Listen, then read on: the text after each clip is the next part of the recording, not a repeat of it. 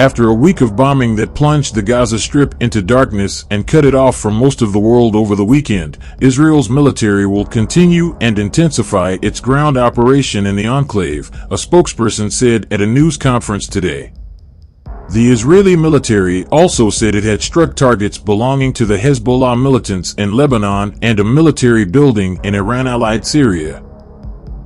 Bombs have hit as close to 200 feet from Al-Quds Hospital in Gaza City, where thousands of people are sheltering despite Israeli evacuation orders, a spokesperson for the Palestine Red Crescent Society told NBC News.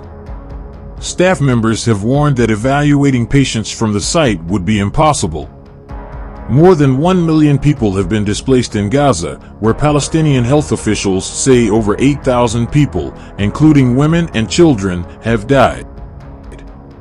In Israel, 1,400 people were killed October 7th in Hamas attack, which triggered the siege of Gaza, and 239 are being held hostage, including infants and children. In Russia's predominantly Muslim region of Dagestan, hundreds of protesters stormed an airport when a plane from Israel arrived, the Interior Ministry told Reuters today. NBC News' Richard Engel, Raf Sanchez, Kelly Kobiela, Josh Letterman, Matt Bradley, Ellison Barber, Megan Fitzgerald, Jay Gray, Hala Garani, Chantal De Silva and Alexander Smith are reporting from the region. The Pentagon continues to provide weapons shipments almost on a daily basis to Israel, Pentagon Deputy Press Secretary Sabrina Singh told reporters Monday. Despite the rising number of civilian casualties, we are not putting any limits on how Israel uses weapons, Singh said.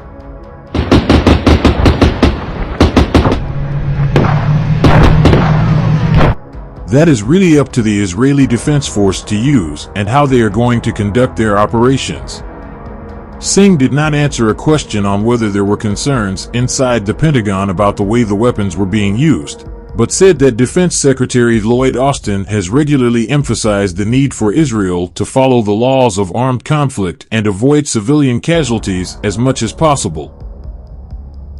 The executive director of the United Nations aid organization UNICEF told the UN Security Council today that clean water is rapidly running out in Gaza. Only one desalination plant is operating at just 5% capacity, while all 6 of Gaza's water waste treatment plants are now non-operational due to a lack of fuel or power, Executive Director Catherine Russell said. The lack of clean water and safe sanitation is on the verge of becoming a catastrophe, she said.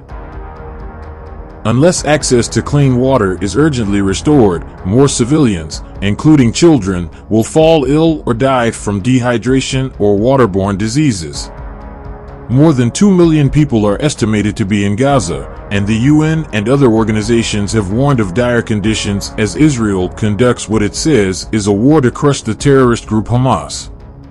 Many of the hostages being held by Hamas have life-threatening conditions that require consistent access to medication, according to the Hostages and Missing Families Forum, a volunteer group advocating for the hostages' release.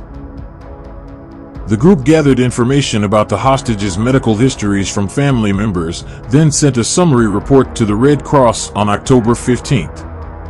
The report mentions 3 boys, ages 5, 13, and 16, with autism that require special assistance, as well as a 27-year-old woman with Crohn's disease, a 60-year-old man with multiple sclerosis, and an 85-year-old woman with heart failure, kidney disease, and asthma. Several hostages have breast cancer, according to Dr. Hagai Levine, the group's head of medicine. Other conditions reported by the families include Parkinson's disease, dementia, diabetes, and high blood pressure. They are in a life-threatening condition, Levine said. Any moment, they could die from complications. Even before the war, access to certain medications, such as breast cancer drugs, was limited in Gaza, Levine said. Short of releasing the hostages, he added, Hamas should show that they're alive and allow the Red Cross to examine and treat them if needed. NBC News got a look as doctors, nurses and patients are being prepared to be moved to an underground hospital in Haifa, Israel, which is the world's largest such structure. Its 3 stories span the equivalent of more than 3 football fields, with 2,000 hospital beds and 24 operating rooms. It's built for the worst-case scenario of a military confrontation with missiles falling in the area every 4 minutes. Haifa is a little more than 20 miles south of the Israel-Lebanon border. Kirby, the National Security Council spokesman, said today that the administration does not support a ceasefire in the Israel's war against Hamas at this time. "We do not believe that a ceasefire is the right answer right now. We believe that a ceasefire right now benefits Hamas," Kirby said at a briefing. "What we have said should be concise.